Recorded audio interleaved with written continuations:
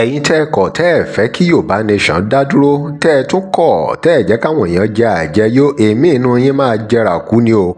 Wòlíì Segun Adebayo ló fi àṣẹ ọ̀rọ̀ yìí ránṣẹ́ o. Wọ́n fi ránṣẹ́ sí gbogbo àwọn tó kọ̀ tí wọn ò fẹ́ kílẹ̀ Yorùbá ní ìsinmi títí dórí àwọn tó fẹ́ kí àwọn ọmọ Yorùbá máa ṣẹrú. Ẹ wo ọ̀rọ̀ yìí kan àwọn àgbààgbà ilẹ̀ Yorùbá, àwọn ọba Yorùbá. Fọ́nrán yìí ó kún fún gbogbo ohun tó máa ṣẹlẹ̀ sí àwọn ọlọ̀tẹ̀ àgbà Yorùbá àti àwọn tí ò fẹ́ kí Yorùbá dúró, tí wọn ò fẹ́ kí Yorùbá ní ìsinmi. Ẹ wo bàbá yìí wọ́n fi àwọn àṣẹ burúkú ránṣẹ́ o. Bàbá yìí ní àwọn ò bẹ̀rù anybody nínú wọn o, nítorí pé ọ̀pọ̀lọpọ̀ wọn àwọn olóṣèlú, àwọn ọlọ̀tẹ̀ yẹn pé òkùnkùn lọ̀pọ̀lọpọ̀ wọn jẹ́ lóòótọ́. Bàbá yìí sọ àwọn ọ̀rọ̀ tó lágbára lórí ọ̀rọ̀ àwọn tó ń dààmú ilẹ̀ Nàìjíríà. Kódà bàbá yìí fọ̀rọ̀ àdúrà ikú òjijì ránṣẹ́ sáwọn tó kówó ọmọ Nàìjíríà jẹ tí wọn ò jẹ́ kí Nàìjíríà rójú.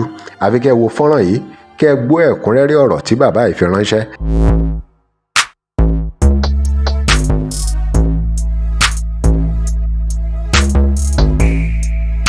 Welcome to CrossBlog X TV. Remember to like, share and follow us. Ọlọ́run tó pe Timothy Olúwọlé Ọbádáre. God that called Timothy Olúwọlé Ọbádáre. Ọlọ́run tó pe bàbá mi Gabriel. God that called my father Gabriel. Adéòtí Oyèlámì. Àwọn ni mo bẹ̀rù. It is that God that I'm afraid of. Ọlọ́run tó pe bàbá mi Máyọ̀. God that called my father Máyọ̀. Àwọn mo bẹ̀rù. It is that God that I'm afraid of. Bíbélì wípé. The Bible says. Ẹ má ṣe bẹ̀rù ẹni tó lè para tí ò lè pẹ̀lú. Fear not those that can kill the flesh but they cannot kill the spirit. Èmi ò bẹ̀rù yín o. I'm afraid of no one. Ẹ̀yin àgbààgbà Yorùbá. You elders in Yoruba land. Gbogbo ẹ̀yin ọba mi ò bẹ̀rù ẹ̀yin politicians ò bẹ̀rù yín. You kings, politicians, I'm not afraid of you all. Ẹ dàbí èèrà àwọn ẹyẹ lẹ́gbàá. You are like ants. Torí òkùnkùn ni gbogbo yín. Because you are all darkness, full of darkness. Òkùnkùn ni gbogbo yín. You are all darkness. Gbogbo ẹ̀yin tẹ́ ń dènà pé kí Yorùbá má dá dúró yẹn. Àfàdúrà pa yín dànù. That you are trying to block the way that Yoruba nation should not stand on our own. Now use prayer to kill all of you. Ìbọn lẹ̀yin ní. You have gone. Ìkìyà Olódùmarè làwa ní. Oh, we have the assurance of Almighty God. Ó sì ju ìbọn tẹ́ gbé dání lọ. It is more than the gun that you are carrying. Ẹni kọjá àwọn ayákìlá ni. You have more than ayakillers as a sin. Ẹ̀rù tẹ́mi mọ yóò fojú yín. You will see what Holy Spirit will show you. Èmi à máa bẹ̀bẹ̀ fúnkún nínú yín. Some of you will beg for death. Ikú yẹn ò ní pa bọ̀rọ̀. And that death will not kill that person easily. Ohun tí Olúwa sọ nìyẹn o. That's what the Lord said. Èmi máa jẹrà kúnnú yín ni. Some will decay to death. Ọ̀gá ọ̀tẹ̀ tó gbẹ́dà sókè gan skeleton òkú ti ń bọ́ pọ̀lọpọ̀ yín lò. Even before we raise the sword, the skeleton of death has been working with most of you. Tẹ́lẹ̀ ẹ̀ ní jẹ́ káwọn ènìyàn ní sinmi. I say you know allow people to have peace of mind. Ní ilẹ̀ Yorùbá. In this Yoruba land. Ẹlẹ́ àwọn ẹ̀ nígbà káwọn èèyàn jàjẹ́ yó. You know allow people to eat to satisfaction. Ìkan ló tún ṣẹlẹ̀ lénìí. Another thing happened today. Àwọn tó ti parí iṣẹ́ ẹnìkan wá gbéra láti Amẹ́ríkà ó dẹ̀ wọnú Aso Rock ó dẹ̀ gbàṣẹ́ ẹ̀ mọ́ wọn lọ́wọ́. Someone that has finished their own business. They came out of America and collected that business from them. Their darkness. And sent forth authority. The power of calling and selection. Whosoever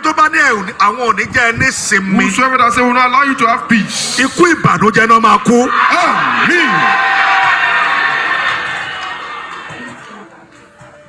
Those that say that your children should be slaves. And send forth authority.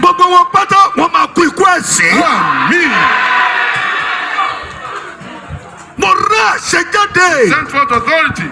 As the Lord leads. As the Spirit leads.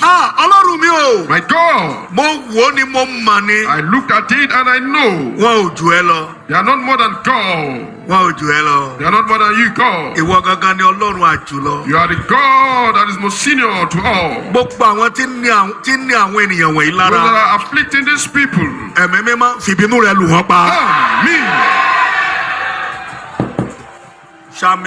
Say amen.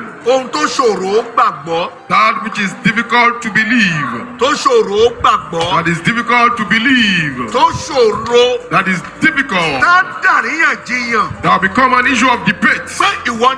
That is you. It is not him. tó o bá máa rí ìgbà máa ti yí padà. If you see him, things are turned around for him for good. lẹ́ni tí mo sì rí lánàá. Someone that I saw yesterday. ìrọ̀lẹ́ pa. Lord. Ọlọ́run mi o. My God. sí àwọn àyànfẹ́ rẹ̀. Your beloved. orúkọ Jésù ti In the name of Jesus Christ of mo Nazareth. rà ṣe jáde. Send forth the ìyanu tó ṣòro gbàgbọ́ ó yẹ kó máa ṣẹlẹ̀ sí eyín. ẹ̀mí mímọ́ tàṣẹtàṣẹ ó yá dábìlà. dábìlà. dábìlà. dábìlà. dábìlà. dábìlà. dábìlà. ẹ bá ṣàmì dáadáa. Say amen with me very well.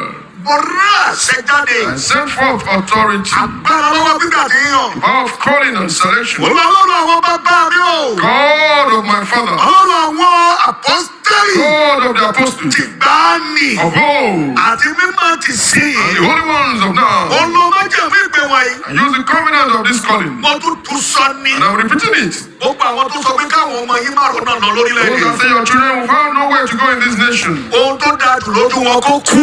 Gbogbo àwọn tí ń dà yín rú. Those that are scattering you. Tó ń sọ yín di aláìní lórílẹ̀-èdè. I turn it to those that don't have in this nation. Ẹ̀mí mímọ́ fi kú òjijì pa wọ́n. Amen.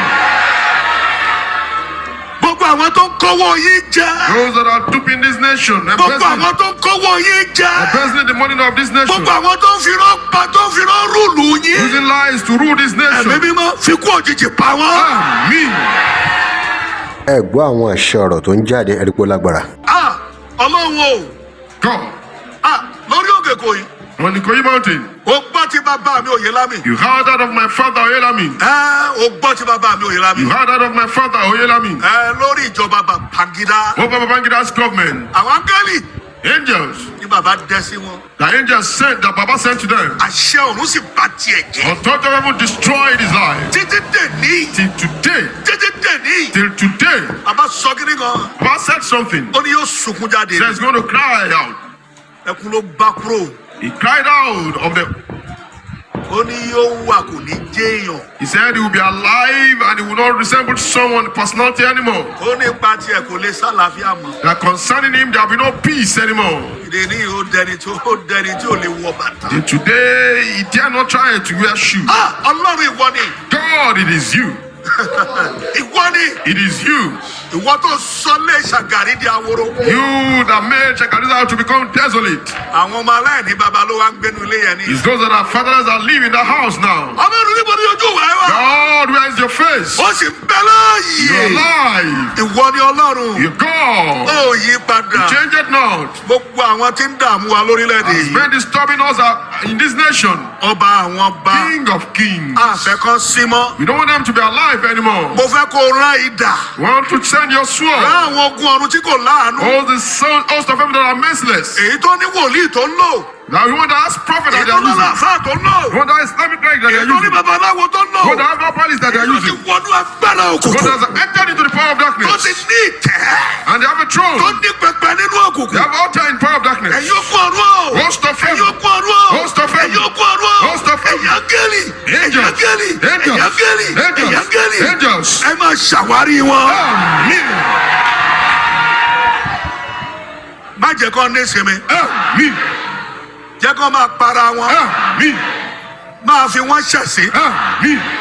Èmi ò ní ẹ má ṣe ohun tí ẹ fẹ́ ṣe o. I'm not asking you to do whatever you want to do. I'm not asking you how to do Ọlọ́run Olódùmarè. it. God, Almighty God. Ọlọ́run Olódùmarè. Almighty God. Ọlọ́run tó nílẹ̀ Yorùbá láti ìgbà ìwáṣẹ̀. God that owns Yoruba land from foundation. Ó jẹ́ ká mọ̀ pé He made us to know that. ilẹ̀ Yorùbá yìí That this Yoruba land nígbà ìwáṣẹ̀ from foundation. iwájú rẹ ni wọ́n wà. We are before you. Iwájú rẹ Before you. ní ilẹ̀ Yorùbá wà. It's Yoruba nation. Ìran Júdà ni wọ́n. We are the tribe of Judah. Wọ́n ń sìn ọ́. They serve you. Àwọn ló wá darẹ̀ rẹ.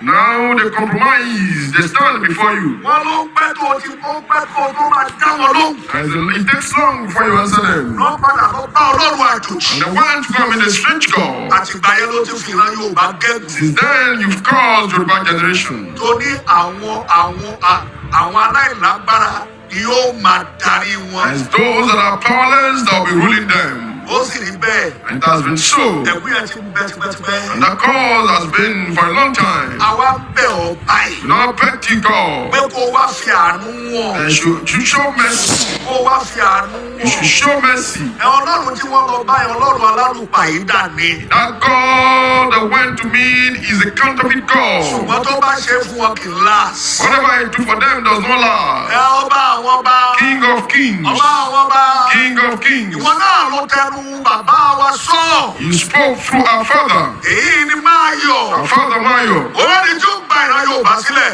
I'm going to deliver a nation. O ní láti Ọ̀yọ́ ni ó ti So the wá. person will come all the way from Oyo State. Olókọlà. He said, that's tribal man. Ẹni tó wá kọlà yẹn. And that person has tribal man. Ẹni tó kọlà yẹn. That person has tribal man. Àwọn fẹ́ pa. They want to kill him. Àwọn tó fẹ́ pa yẹn. Those that want to kill him. Ẹni tó kọlà yẹn. That tribal man, the person has tribal man. Jẹ́ kó fẹ̀jẹ̀ wọn kùkì. Amen.